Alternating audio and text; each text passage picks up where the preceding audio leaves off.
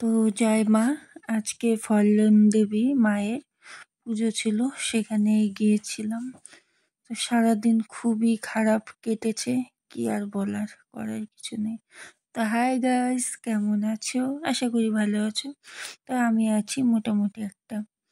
তো যাচ্ছি মন্দিরে, যাওয়ার কথা ছিল বিকেল 4টা থেকে 5টার মধ্যে। সেখানে যাচ্ছি, এখন 7টা বেজে গেছে।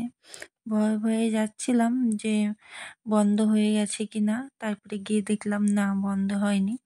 তো ওখানে পৌঁছে এই পাশে, মন্দিরের পাশে বিক্রি করে এক আঙ্কেল, ওনার কাছ থেকে পুজোর সমস্ত কিছু নিয়ে নিলাম, প্রসাদ, মালা, ধূপ, দীপ, সব কিছু। তো যেটা আগে বললাম খারাপ কেন হয়েছে, দেরি কেন হলো, সেটা হলো 2-3 দিন আগে থেকে যার প্ল্যানিং ছিল, আমি সারাদিন উপোসও আছি।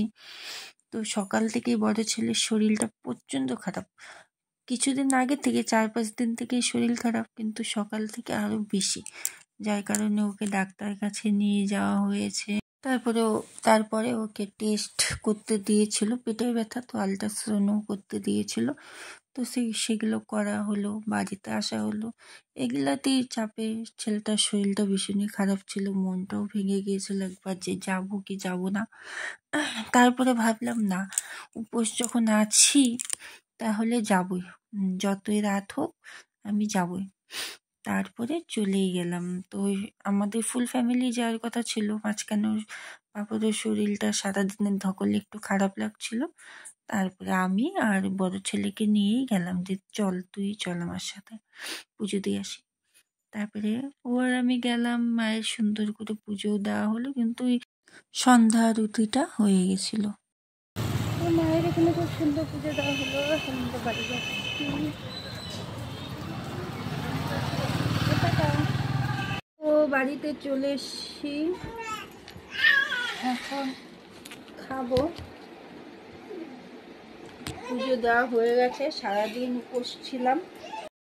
উপোস থাকাটা বড় কথা না, বড় কথাটা হলো সারাটা দিন যে ছেলেকে নিয়ে মানে খুব ধকল গেছে, সেইভাবে আবার উপোস থাকা, এই মানে আমার একটু চাপ হয়ে গেছে। আর আমি উপোস থাকতে পারি, কিন্তু এখন না, ইদানিং আমি উপোস থাকতে পারি না, এই মানে আমার ডেলিভারি হওয়ার পর থেকে। তো আর কি বলার, এখন আর বলার কিছু নেই। তো দেখি কি হয়, পরবর্তীতে আবার যাব কালকে ডাক্তারের কাছে।